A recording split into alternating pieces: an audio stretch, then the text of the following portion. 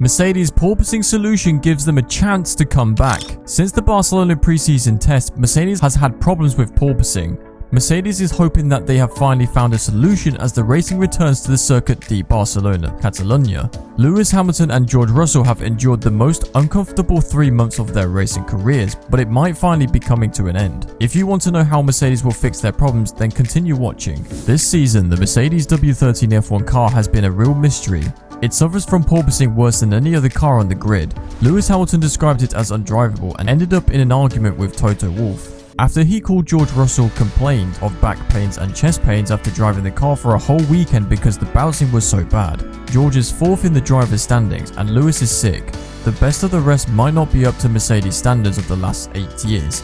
Nevertheless, it could be a good car. Even worse, imagine how much they would complain if they had to drive the Aston Martin car that would drive Lewis to retirement despite their relatively strong position in the driver's standings. With that in mind, Mercedes aren't in F1 to compete, they're in it to win.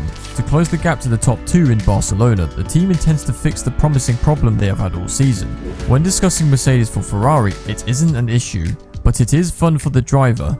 However, the F175 only starts at high speeds, not in corners like the Mercedes.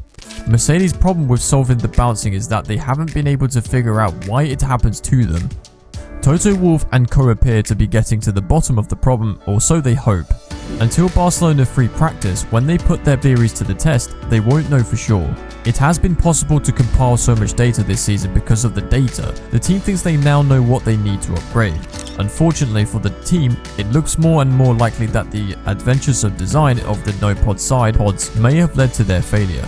Toto Wolff has insisted that the car is faster without the side pods that it is with throughout the season due to the aerodynamics of the design. One of the unfortunate side effects of not having side pods is that you expose more of the floor to air traveling over the top of the car. Current cars are susceptible to this problem due to their sensitive floors. If they are exposed to air from above, more forces are put on the floor than they intend. The floor may flex or the airflow may be impacted depending on what's happening on the floor. Mercedes thinks the problem is caused by exposing the floor. We have a much wider space between our floor edges and any floor edges of our competitors, which gives it an advantage or much more scope for instability, as Mercedes boss Toto Wolff said in Miami. There's a big difference in our concepts there. Barcelona's launch car is much slower on paper, but we need to figure out how much to make the current car more predictable for drivers.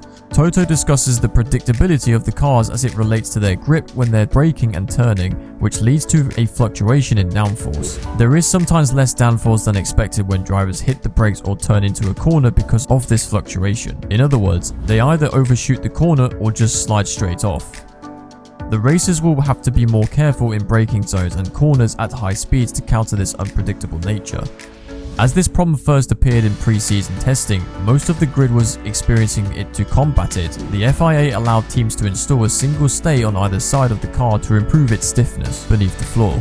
The Mercedes team's stay on the W13 is much longer than the other teams because they have no side pods to attach to, so they have to travel more distance. Even though these stages are a big improvement for Mercedes, they also demonstrate a disadvantage of the no-pod design other teams have been able to build under their bodywork. Since the side pods are farther from the center of the car due to the stays being inside the bodywork, they are not subject to FIA rules that limit the number of stays.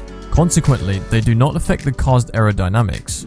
The Mercedes floor is likely to be flexing more than its competitors because they do not have side pods to build additional stays into it. What this means for Mercedes is that even if the no-pod design isn't directly hurting the car, they are missing out on the option of including more stays to stop the floor from flexing. Toto Wolff might be right that the no-pad design is quicker on paper, but if the silver arrows can't make use of that speed because of the purpose, then what use is it?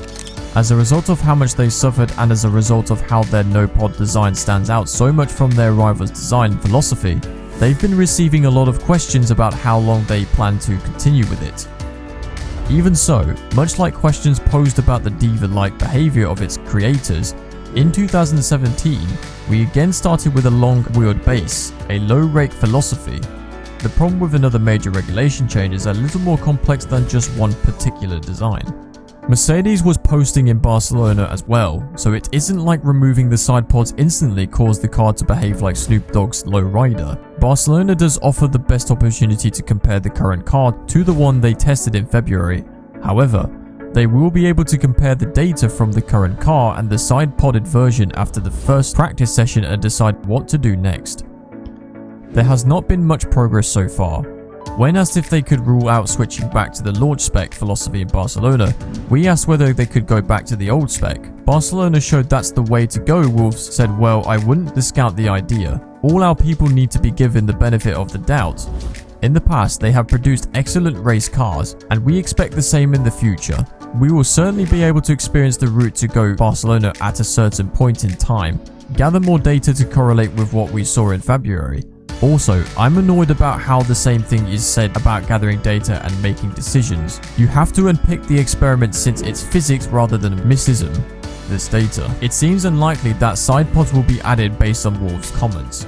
The team is back on for the race, but it wouldn't surprise anyone if they were to participate. Take part in one of the 3 practice sessions. FP1 allowed 1 car with side windows, compared 2 sets of data, 1 with pods and 1 without.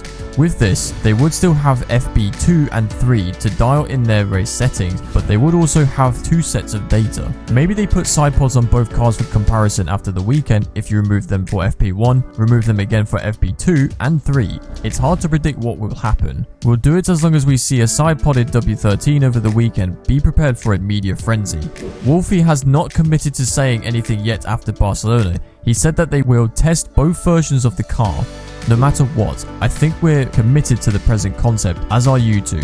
He said that it's not true. With the first, you'll have a 50-50 chance of switching, but with the second, you'll have a 50-50 chance of switching. The concept we have now is not looking at the lady next door to see if we like it more or not. It's still good we need to understand before you decide to switch to another concept. Where did one go wrong, and what is the goodness of the concept and what is the badness of the concept? That is a question you can only respond to yourself.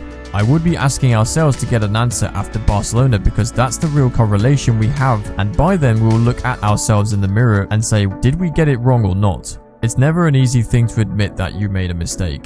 It will hurt even more this time though. The team has been insistent up until now that the no-pod concept is faster than anything else. It has been reported that Lewis Hamilton does not like the car and has criticized the team for its lack of progress. The fact that Wolff has to admit Lewis was correct all along would hurt his pride. We don't often see the likes of timing happening in Hollywood. There is a mistake by the big bad wolf of F1. If it gets better, it might be a big deal. If his team loses, Wolfie won't give a damn. Comment below and tell us your thoughts about Mercedes' strategy in Barcelona. Until we see you next time, drive safe and good luck.